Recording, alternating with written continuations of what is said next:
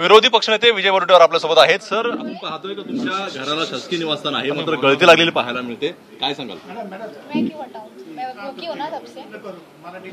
आणि हे बघा, ही जी काही गळती आहे हे सगळ्या पुढे मी तक्रार केलेली आहे।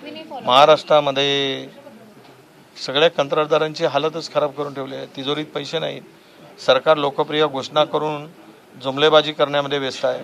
निवडणुकीमध्ये यांच्या पायाखालची वाळू लोकसभेमध्ये घसरली आणि अशा स्थितीत आमच्याकडे लक्ष देण्याचं कारण नाही, कारण त्याचं लक्ष विशिष्ट हेतूवर आता केंद्रित झालं आहे। 40% कमिशनवर ज्यांचं लक्ष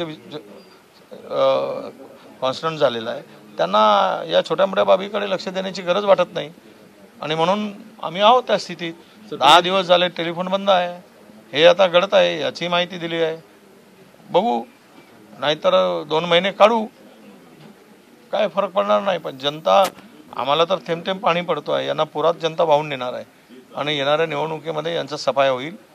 यांची काम करण्याची जी पद्धत आहे ती जनतेच्या हिताची नाही तर स्वहिताची आहे। सर, तुम्हाला काही महिन्यापूर्वीच हा बंगला मिळालेला आहे, याचं सगळं रिनोव्हेशन झालं होतं, लाखो करोड रुपये ह्या सगळ्या बंगल्यांवरती खर्च केलेला आहे, कुठेतरी घोटाळे आहे त्याच्यामध्ये, त्यामुळे सगळे प्रकार पुढे येतात। तर मला तर फार काही इथे केल्याचं मला दिसत नाही, जे आहे ते सगळे पुढे आहे।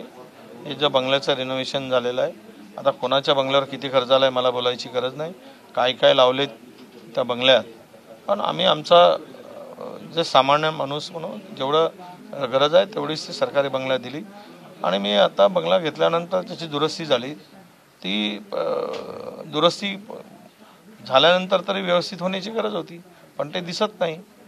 2 महिने थांबू म्हणजे पावसाळा संपेपर्यंत की नवीन सरकार येईपर्यंत? नवीन सरकार येईपर्यंतच थांबावं लागेल। सरकार जाणारच आहे, लोकांनी ठरवलेलं आहे।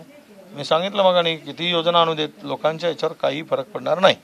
पाहतो आपण लोकांच्या याच्यावरती काही परिणाम होणार नाही, मात्र पाहतो आपण विजय वडेट्टीवार समोर बसलेले आहेत आणि अगदी जर समोर पाहिलं आपण तर आपल्याला या ठिकाणी संपूर्णपणे जी आहे ती गळती लागलेली आहे। विजय वडेट्टीवार यांच्या समोरच अगदी बादली लावलेली आहे आणि यामध्ये पाणी टिपकताना पाहायला मिळतंय। फॅन जो आहे तो सुद्धा काढून ठेवलेला आहे। पाहतो आपण याच बंगल्यांचे जे आहे ते मोठ्या प्रमाणावरती प्रकरणं समोर आली होती, लाखो करोड रुपयांचा खर्च केल्याच्या सुद्धा बातम्या आपल्याला पाहायला मिळाल्या होत्या आणि ह्या पावसाळ्यामध्ये काय अवस्था आहे हे सुद्धा आपल्याला पाहायला मिळतंय। कॅमेरामन सचिन शिंदे, सराज सोने, एबीपी माझा, मुंबई। एबीपी माझा, उघडा डोळे बघा नीट।